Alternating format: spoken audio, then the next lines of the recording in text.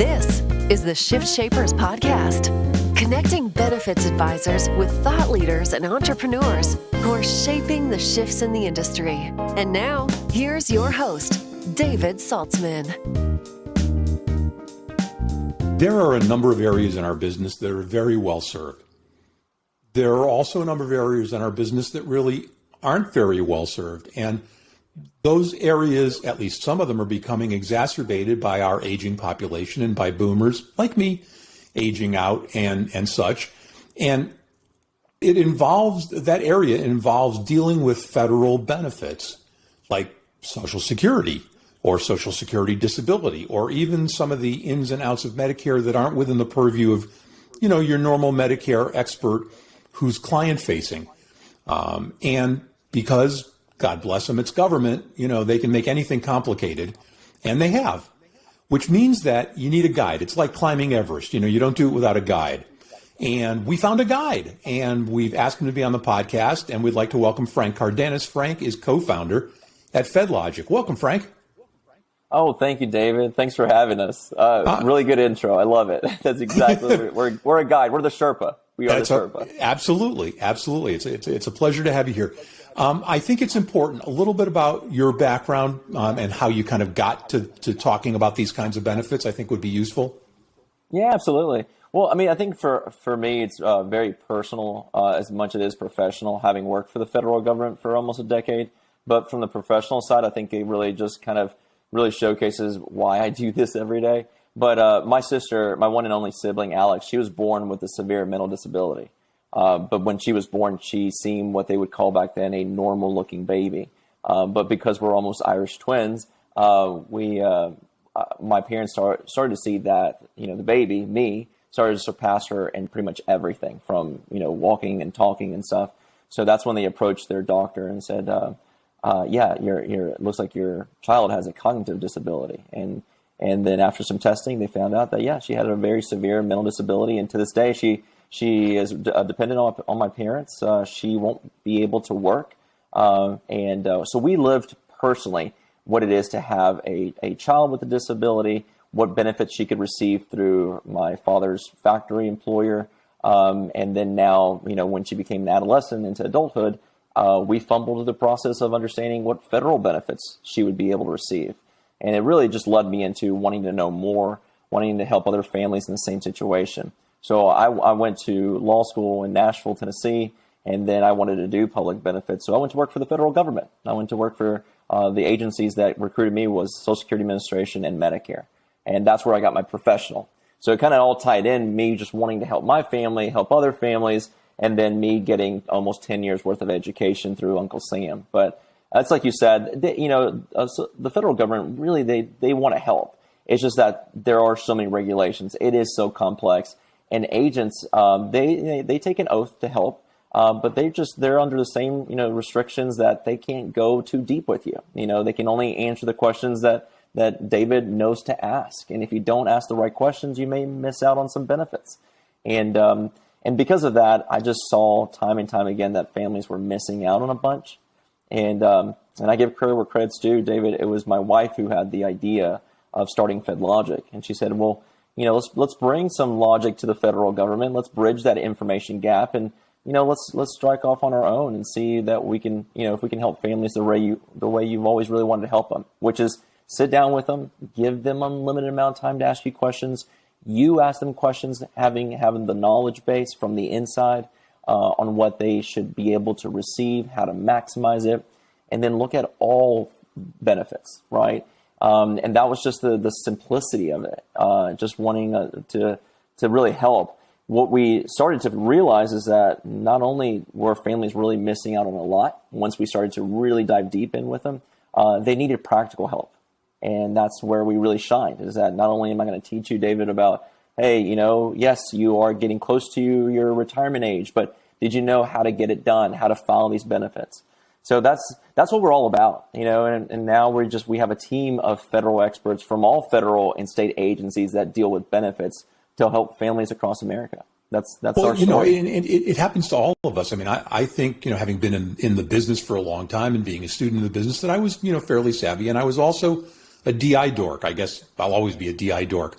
So I kind of got involved in the periphery of a few Social Security disability cases. Mm-hmm. And when it came time for me to go get my Social Security benefits, if it wasn't for the fact that I happened to hit a really, really great agent who said, you can get survivor benefits from your wife's if you don't need a huge payout, let yours sit until you're 70 and get the max. I wouldn't have known to do that. I just would have said, okay, just, I'm old enough. Let me take some money. So it's really important to have somebody who knows, kind of what they're doing. Was your wife also a federal employee? No. She, she had her own business in interior design, but she just heard consistently all the time when I was working my way up from, adjudicator of people's widow benefits, disability, retirement, to then when I became a congressional liaison, to then running a district office. She just would hear time and time again, I really wish we could help these families better. I wish I could teach my adjudicators how to really, in a very concise amount of time, be able to really teach them so they don't miss out on anything. But I was under the restraint too of not having enough manpower, and the federal mandate not to cross that advising line. And she said, well, why wouldn't you just leave and take your best, most compassionate agents, and let's start something where we can just not really advise. We don't advise families. We just teach them everything. But we teach them so well that they know how to make a very educated decision on these benefits. And then once they make the decision under their own behest, they'll come back and say, hey, now can you help me file for that application? And like you were very fortunate that someone taught you, yes, you can draw your widow benefit and let yours, leverage out and get the extra 32% per month when you turn 70. Absolutely. And just really teaching someone based on their own like case by case basis, what's out there, how to get it done. And that's where she said, well, let's do that. What's interesting though, is that she didn't know, I obviously didn't know that we wanted to serve this, this gap of information. We had no idea that if we provided the education to these employers, the employers we thought were purchasing our service to help their families take a load off of HR, which which is true. We do that. We had no idea that if you bring this education to the workforce and then they find a better healthcare avenue and it happens not to be the employer's plan, then the positive byproduct is the employer starts to save a lot on healthcare spend. But we never had thought about that. It was actually our broker friends that would bring us in and said, hey, you probably need to look at these metrics because here's what you're saving my client. Yes, you helped a ton of families when they were going through tough times like cancer, disability, retirement, Medicare, but you also are saving our CFO a lot. And it was just a perfect win-win. But we had no idea that was a thing, Well, and I suspect more and more today now that there's kind of been a resurgence of interest in partially self-funded plans, especially for some groups that maybe previously we thought were too small to do that. They're actually pulling up the rocks, and once they start getting data, they can see all the critters scurry out. Right. And they're even more cost sensitive than they used to be, because they used to be just every 11 months you'd grouse and throw things against the wall and you'd settle for the least worst renewal. And you'd move on. I'm curious, what is if there is one? What's the top thing, the top problem that you guys encounter on behalf of patients? What do they bring you most of all? Is it things like Social Security disability, or is it more day-to-day stuff? So not even one or two. We have I would say our top five. Right, our top five are those 60 and older that want just to learn how their Social Security works. They want to know how spousal, retirement, and widow benefits work. They're trying to go ahead and plan. Right. So they're in their 60s. They know they still want to continue working, maybe to 65, maybe a little bit later. But that's the first group that we have that first wave with any corporate client. But within that first wave, we also see those families who are approaching Medicare age or over Medicare age. They just get bombarded, as you may remember, as you approach 65, you get bombarded by all this so-called help, all these mailers, all these phone calls from individuals. And they may be providing good information, that's fine, but they also are trying to sell something, right? They're trying to get you to buy their supplement or their Advantage plan. And so we help navigate that because we don't endorse companies, we don't sell any products. And then our third group are those families who are struggling through something, like a disability of the employee or a household member. Now, because we cover the employee and the entire household.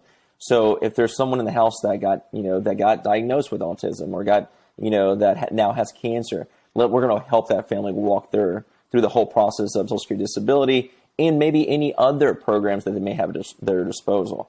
Our number 4 group are those big cost claimants, but from our perspective, they're the ones that really need the most help.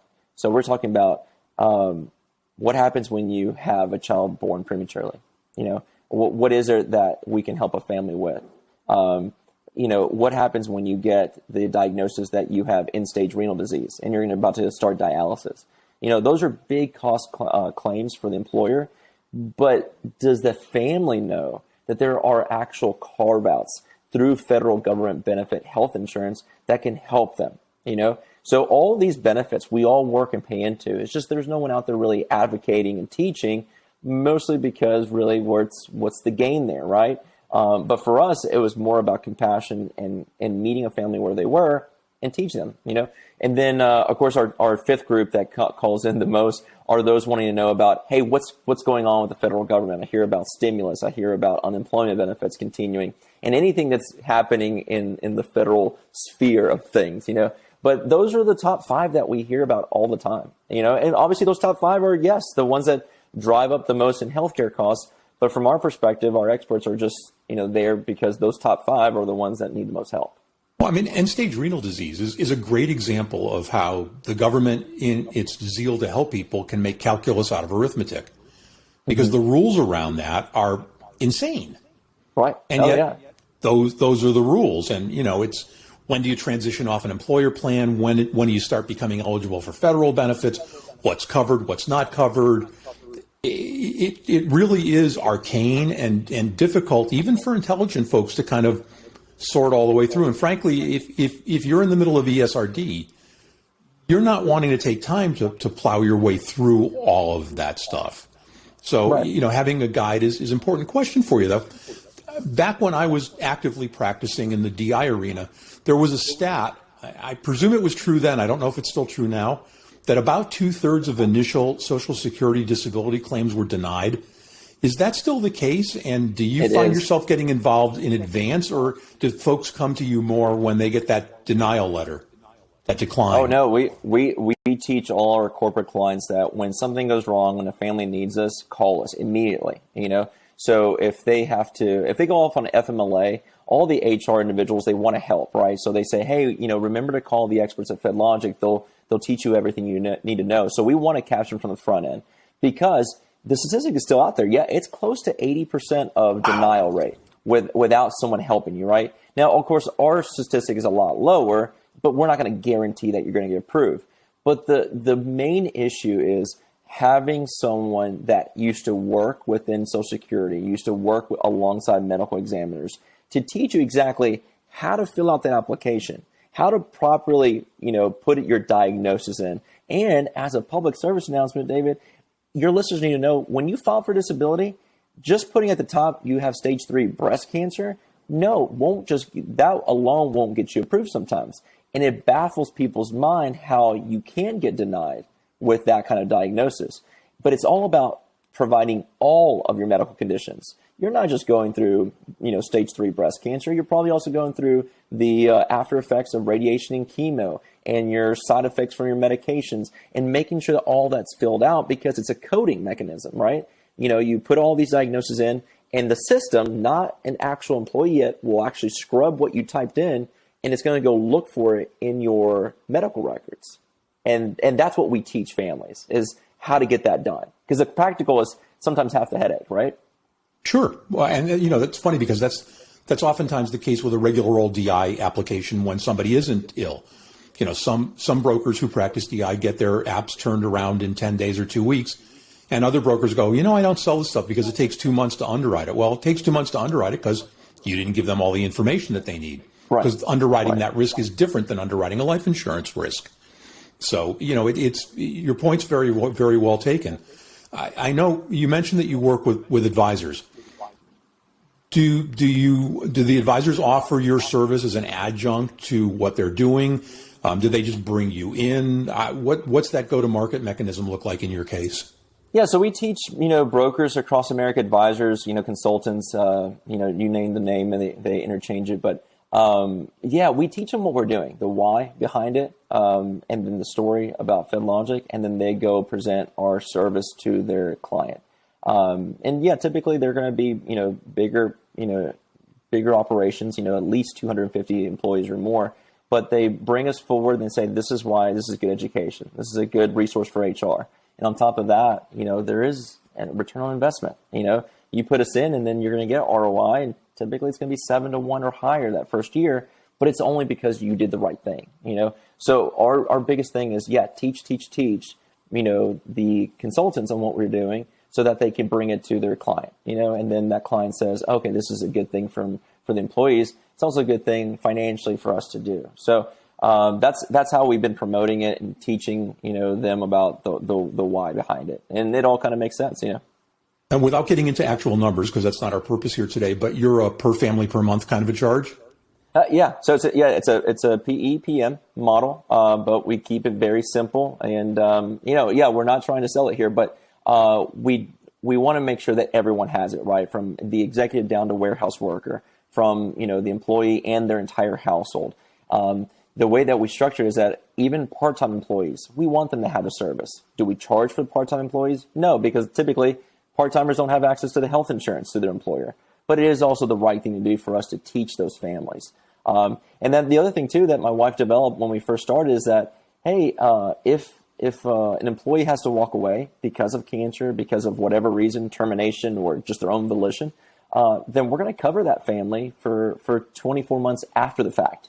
Because what happened is that when we first started, our first big client was about 6,000 employees. And there's going to be a lot that get cancer. They have to walk away from work, and then they don't immediately call us. They'll call us about 3 months after, when they go after that first round of chemo radiation, but that's when they need us. So that's why we want to make sure that those families are covered. So we've got a couple of minutes left. I wonder, what you see as the future. What's the growth path for this? What do you see coming down the pike that people listening need to be aware of? Well, I think there's going to be a lot. Your federal benefits, the good thing is that it's slow moving, right? So any big changes we are on top of. We obviously still have actuary friends with federal government, specifically with Social Security and Medicare. But one of the things that we've even been promoting is that, okay, what if under this new administration, as they promoted during the campaign, what if they wanted to expand, how many more people can get health care insurance through the federal exchange? Case in point, Medicare. What if they did push it to 60? How would that help families? How would that help employers? Do we have that education in your forefront so we're ready for it? Because if and when that does happen, we want to make sure that we're teaching families that, hey, we know that you probably have a fear. You're still working, so you think that your employer plan is the best plan. But is it? So we want to make sure that we're teaching brokers and consultants and companies across America that if this stuff changes, we're here for you. But even the current state of affairs when it comes to federal benefits, it's confusing and complex. And it's just strictly out of fear that families don't do anything until they have to. But if you put that education in front of them, then you'll find that they have better outcomes and they find better health insurance. And then ultimately, yes, it saves them money as well. Well, and a lot of families aren't even aware. A lot of families aren't even aware of all the various federal benefits that are available to them. Right. And you worked and paid into them your whole life. But who's advocating for you and teaching you how to maximize that retirement, or how to really understand what Medicare covers? And I think that Medicare, has a very negative connotation until you're on it. And people then say, oh, actually, Medicare's great. I love it. And then we're like, yeah, but remember, you have the option. Even though you're going to continue working, you love what you're doing, you have the option to do the employer plan or Medicare. You have the option to, yes, do the coordination period because you're on dialysis with your employer plan, or do you want Medicare only? And just us teaching them is the key, right? Well, as long as you're, and other wrinkles, right? As long as your current employer's plan that you want to stay on is creditable. Right. Because that's the key. Credible and current coverage. If you have credible and current coverage, then Medicare is okay with you bypassing them. Right. But just knowing that you have the option to do one or the other, Absolutely. Well, it's the complexity abounds, and I'm glad there are folks like you out there helping families get squared away and get the benefits that they're entitled to. Frank Cardenas, co-founder at FEDlogic. Frank, thanks so much for sharing your expertise with us. David, thanks for having us. We really do appreciate it. Our pleasure.